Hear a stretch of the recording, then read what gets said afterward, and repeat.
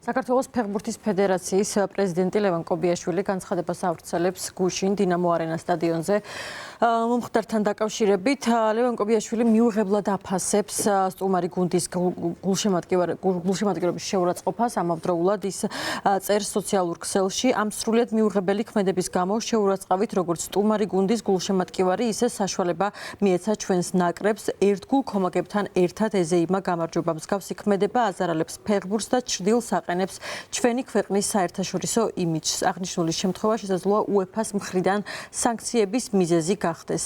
შესაბამისად დააზარალოს ჩვენი ნაკრები და ქართული ფეხბურთის გულშემატკივარი, წერს ფეხბურთის ფედერაციის პრეზიდენტი ლევან კობიაშვილი. ამავდროულად ის მადლობას უხდის სტუმართა გუნდს და მათ გულშემატკივრებს, რომლებმაც როგორც თბილისში, ისე ერევანში მეგობრული გარემო შექმნეს და გამოთქვამს იმედს, რომ როგორც საქართველო, ისე სომხეთი 2029 წელს 20 წლამდე ნაკრებთა FIFA-ს მსოფლიო ჩემპიონატის მასპინძელი იქნება. ასევე მომხდართან დაკავშირებით საქართველოს მეხუთე პრეზიდენტმა სალომე ზურაბიშვილმა გააკეთა განცხადება. მან განაცხადა, რომ როგორც ჯერ კიდევ ლეგიტიმურმა პრეზიდენტმა მინდა პრეზიდენტის როლში ბოდიში მოუხადო ჩვენს მეზობელ ხალხს, ჩვენი ზოგიერთი მოქალაქის უმსგავსო საქციელისთვის.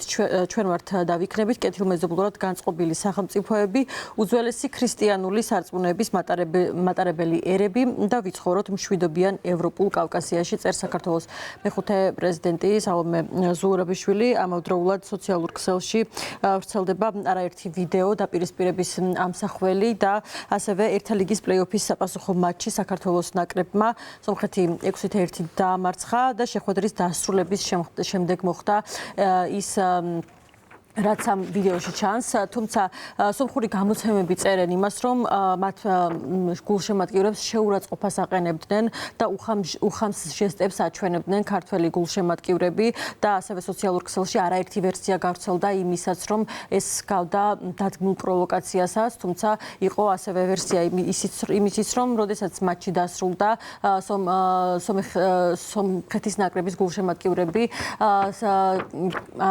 ისმოდა მათგან გარკვეული სახის შეძახილები და სწორედ ეს შეძახილები აღიქვეს ქართველებმა არასწორად. სინამდვილეში ისინი სომხეთის ფეხბურთის ფედერაციის პრეზიდენტს მიმართავდნენ, რომ წასულიყო, გადამდგარიყო, თუმცა ქართველებმა ეს შეურაცხმყოფელ ჟესტად აღიქვეს და იყო ვერსია, რომ სწორედ ამის გამო დაიწყო დაპირისპირება გულშემატკივრებს შორის, თუმცა არაერთ ვიდეოზე, რომელსაც ავრცელებენ სომხური გამოცემები, თქვენ ნახავთ ქართველების კომენტარებს, სადაც ისინი ბოდიშს უხდიან სომხეთის ნაკრების გულშემატკივრებს და ამავდროულად ისინი აღნიშნავენ იმასაც, რომ სომხეთში ჩასულ ქართველებს ნამდვილად გამორჩეულად დახვდნენ სომხები და სწორედ ამიტომ ისინი ამბობენ, რომ ეს ყველაფერი ადასტურებს იმას, რომ სომხეთსა და საქართველოს შორის არსებობს დიდი სიყვარული და ძმობა და სწორედ ამიტომ მადლობას უხდიან სომხებს ასეთი დახვედრისთვის და ასევე ბოდიშს იხდიან იმის გამო, რაც გუშინ 23 მარტს ქართველებსა და სომხებს შორის მოხდა მატჩის დასრულების შემდეგ.